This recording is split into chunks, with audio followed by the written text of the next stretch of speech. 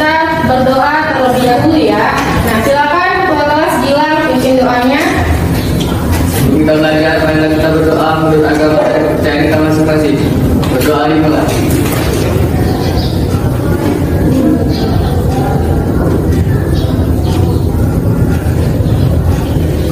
Doa selesai. Oke, terima kasih ya Gilang telah memimpin doa. Nah, sebelum saya sampaikan materi kita untuk hari ini, saya mau bertanya nih terlebih dahulu kepada kalian mengenai materi kita yang sudah kita pelajari di pertemuan sebelumnya. Siapa yang masih ingat materi kita tentang yang dibahas di pertemuan sebelumnya? Oke, silakan ini Identifikasi informasi dalam novel sejarah. Iya, materi kita sebelumnya tentang mengidentifikasi informasi dari novel sejarah. Ada lagi yang masih mengingat tentang materi kita pada pertemuan sebelumnya? Ya, saya Oke, silakan Gabriel. membahas tentang novel sejarah, Bu, berkaitan dengan struktur teks cerita sejarah yang terdiri dari orientasi, mengungkapkan peristiwa, munculnya konflik, puncak konflik, resolusi, dan kode. Jadi saya sampaikan untuk pertemuan kita pada hari ini materinya bisa kita lihat di layar, bahwasanya kita membahas mengenai materi mengonstruksi nilai-nilai dalam teks cerita sejarah. Ini materi kita pada hari ini. Nah, kemudian tujuan pembelajarannya, kalian diharapkan yang pertama bisa atau peserta didik mampu menganalisis nilai-nilai yang terdapat di dalam novel sejarah dengan tepat. Nah, yang kedua, peserta didik mampu menyusun nilai-nilai yang terdapat dalam novel sejarah menjadi sebuah teks eksplanasi dengan tepat. Inilah tujuan pembelajaran kita pada hari ini. Ya. Nah, sekarang silakan bentuk dulu kelompoknya. Oke, silakan bentuk kelompoknya sesuai dengan kelompok bahasa Indonesia seperti biasa. Sekarang, untuk membangun pemahaman kalian, perhatikan kembali dan amati kembali yang di layar. Ada contoh dan menganalisis nilai-nilai yang terdapat dalam novel sejarah Mangir. Jadi di sini ada contoh kutipan teks, ada nilai budayanya. Nah, coba saya mau lihat atau mendengar pendapat dari masing-masing siswa. Menurut kalian berdasarkan contoh ini, apa sih itu nilai budaya? Sampai bisa? Ya, Bu. Oke, silakan Hanggari.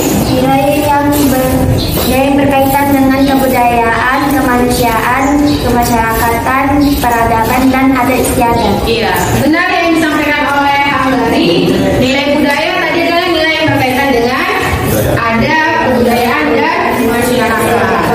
Saya ingin bertanya, Bu, Iya. bagaimana cara kita dapat membedakan nilai agama dengan nilai moral, Bu? Oke, tepuk tangan dulu pertanyaan Mas Bisa.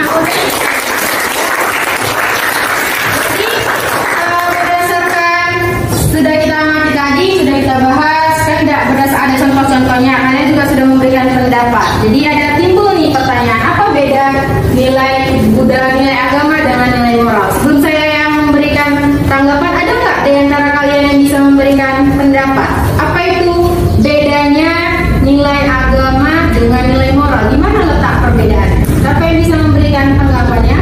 Menurut saya, kalau nilai agama itu ialah nilai yang kita dalami berdasarkan dari pandangan dan ajaran dari kepercayaan kita masing-masing. Iya, kalau nilai Kalau moral, nilai moral ialah sebuah pedoman hidup yang diberikan oleh masyarakat terdahulu sebagai pedoman kita dalam melakukan kehidupan sosial seperti moral dan etika. iya, benar sekali yang disampaikan oleh Gabriel. Tepuk tangan buat Gabriel.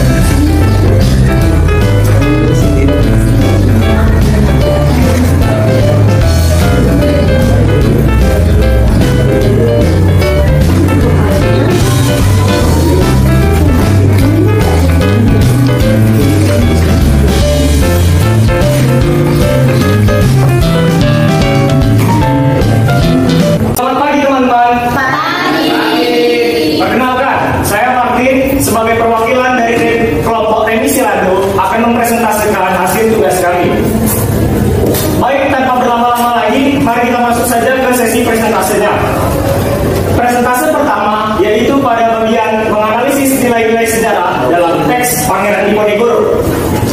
Nilai-nilai tersebut ada 5: nilai budaya, sosial, agama, moral, dan estetik. Yang pertama ada nilai budaya. Nilai budaya yang terkandung dalam teks tersebut, bangsa Jawa sangat pekat terhadap suara hati seseorang. Jadi itu sudah menjadi kebudayaan bangsa Jawa sejak dahulu. Nah, itulah nilai yang terkandung di dalam paragraf 17 ini. Yang kedua, ada nilai sosial. Nilai sosial yang terkandung dalam paragraf ini yaitu berada di paragraf ke-25. Nah, nilai sosial di sini yang terkandung dalam teks tersebut ialah bahwasannya manusia merupakan makhluk sosial yang membutuhkan pertolongan dan bantuan orang lain. Di bagian pertama, kita akan lanjut pada bagian kedua yaitu tentang menganalisis struktur teks eksplorasi dari nilai-nilai sejarah sosial.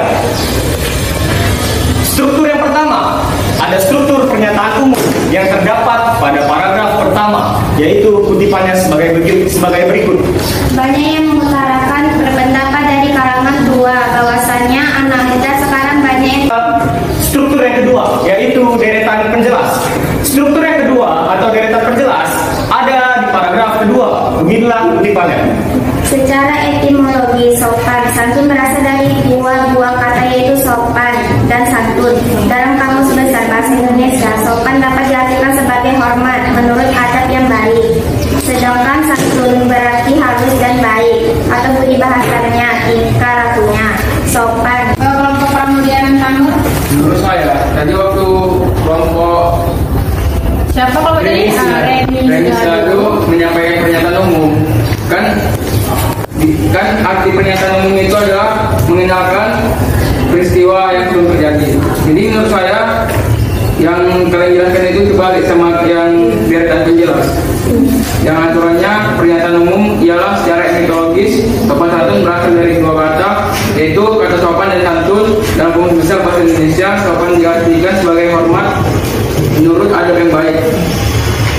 Sedangkan santun berarti halus dan baik, budi bahasa, tingkah lakunya sopan dan sabar dan tenang.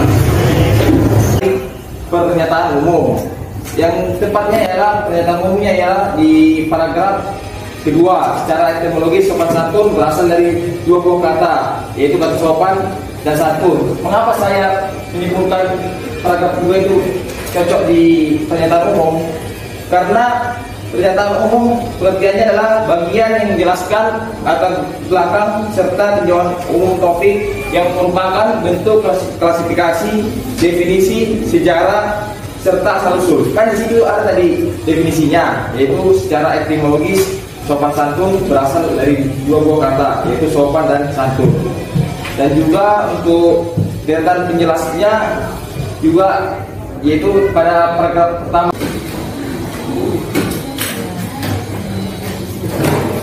Oke, misalkan saya bilang, coba kita pegang misalkan dagu. Silakan semua berekspresi ke dagunya mana. Ya, ini mau melatih fokus atau animasian. Bisa dimulai? Nah, sekarang coba kita sama-sama bertepuk tangan 3 kali. Ini masih pemula. Nah, selanjutnya coba kita sama-sama pegang dagi atau dagu. Oh, berarti masih semua begini, masih semua fokus.